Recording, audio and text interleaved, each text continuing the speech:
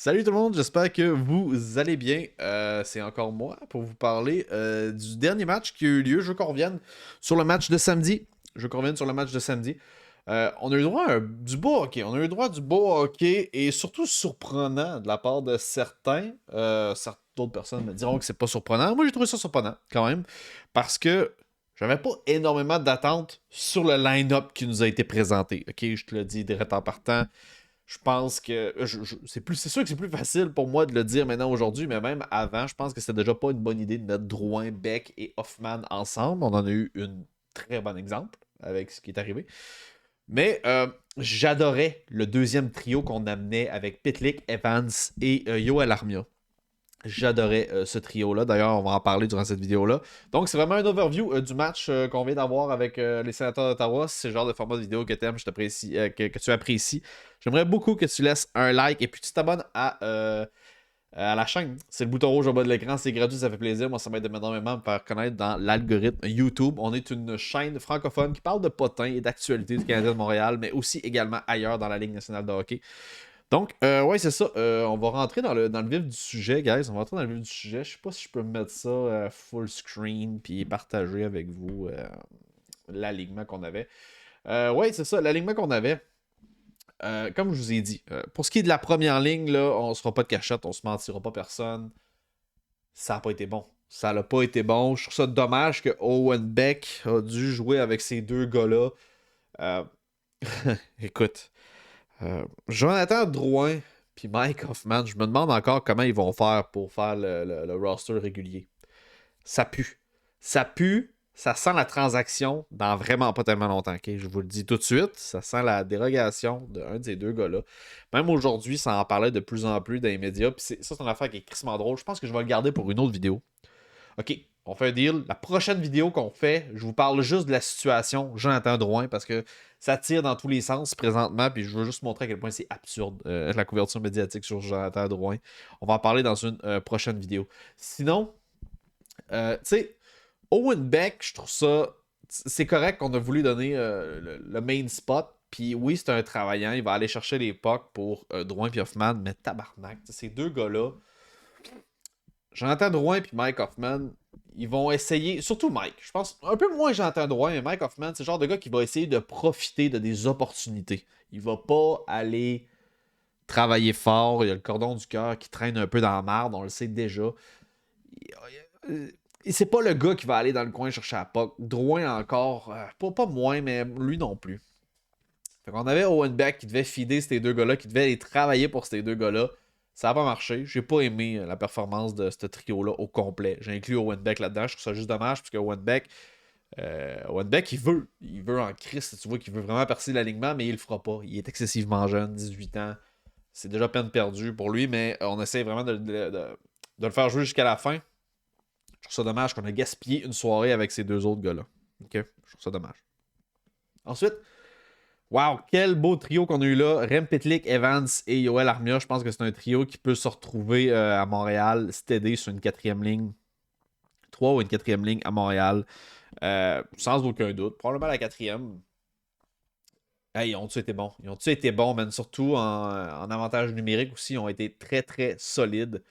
À un moment donné, ils ont fait un 2 contre 0. Pitlick et Evans, c'était vraiment beau à voir.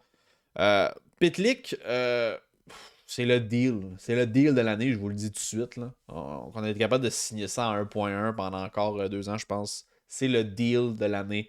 Tu ne trouveras pas un meilleur deal chez Canadien de Montréal que Rem Pitlick, je crois. Il joue de façon intelligente, il est rapide, il est bon avec la rondelle, man. Il la passe super bien, il a un bon tir. Je sais pas. Je sais pas c'est qui l'agent de Rem Pitlick, mais il est bon. Il est bon pour nous autres, un peu moins pour le gars. Mais je pense que, tu sais, c'est sûr que le gars, il a encore beaucoup à prouver sur lui-même pour être capable de jouer constamment dans une équipe de la Ligue nationale. Pour moi, ça fait aucun doute que ce gars-là peut jouer sur un 3 4e trio partout à travers la Ligue. Fait que de le signer comme ça, avoir une bonne signature comme ça avec Rem Pitlick, je suis vraiment surpris. Puis il nous a montré pourquoi il a sa place à Montréal encore hier. Il a vraiment sa place. Puis de le voir évoluer avec des gars comme Jake Evans puis Yoel Armia en plus, c'était un win. C'était un ultimate win pour nous autres. Ok, c'était parfait. Jake Evans. Jake Evans, comme je vous disais, Jake Evans, pour moi, c'est un des centres les plus affirmés à Montréal pour ce qui est des 2 derniers trios. Là. On est sûr et certain que Jake Evans, on se trompe pas, valeur sûre. Puis contrairement à ce que pensent plusieurs personnes, je crois qu'il y a encore un petit up potential. Je pense qu'il peut monter encore un peu. Jake Evans, il peut définitivement aller chercher un third line spot précis. Là, les gens parlent beaucoup de quatrième ligne, fond de trio, où il peut jouer des bonnes minutes en désavantage numérique puis tout. Je crois qu'il y a encore un potentiel offensif chez Evans. Je vois un très très bon tir.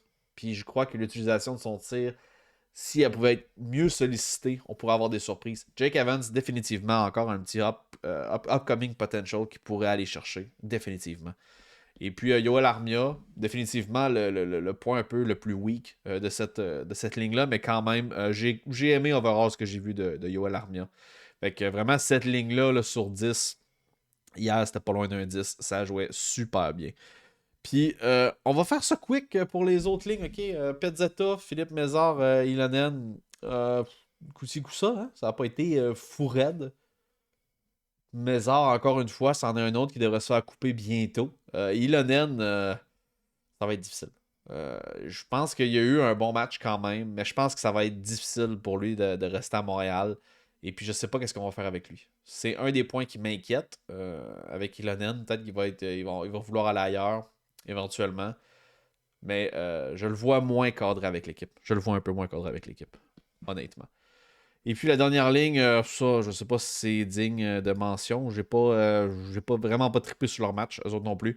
Il y a peut-être Raphaël Harvey-Pinard qui lui aussi, il essaie de se gratter un poste, mais bon, on va voir ce que l'avenir leur réserve. Je pense que ces 2 derniers trios-là ont pas livré de quoi un excellent match de hockey, mais bon, c'était sans plus ni moins, selon moi.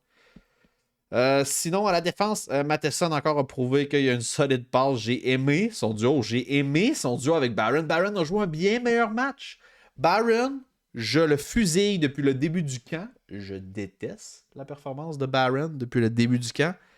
Hier, il n'a pas montré qu'il était meilleur défensivement. Malheureusement, je vais vous le dire, je le répète, il n'a pas été meilleur défensivement. Mais on a vu son potentiel offensif. Puis il y a un tabarnak de shots, mon gars. C'est un projet, Barron. Est-ce qu'il va être prêt pour l'année prochaine, pour cette année? Je lui souhaite. Je ne sais pas s'il va passer par-dessus tout le monde. On essaie vraiment de le faire jouer à droite le plus possible. J'ai hâte de voir quel sort qu'on réserve à Barron, mais définitivement, ça a été pour moi une des grosses déceptions de ce camp-là. J'ai aimé son match de samedi. J'ai aimé son match samedi, un peu moins solide encore, même défensivement, mais bon, offensivement, c'était de toute beauté. Kaden Goulet a connu un solide match. Lui, ça c'en est un qui doit commencer à se magasiner un condo à Montréal parce que, selon moi, il joue avec le club dès cette année. Chris Weidman, bon match aussi. Jordan Harris, Leskinen, je pense que ça a été sa meilleure rencontre. Je crois que ça a été la meilleure rencontre de Otto Leskinen. Lui aussi, c'en est un gros point d'interrogation. Qu'est-ce qu'on va faire avec ce gars-là? Je pense que Ilonen, Leskinen,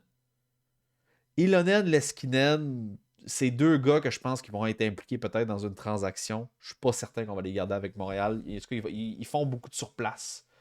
Je sais pas ce qu'on va faire avec eux autres. J'en ai aucune idée.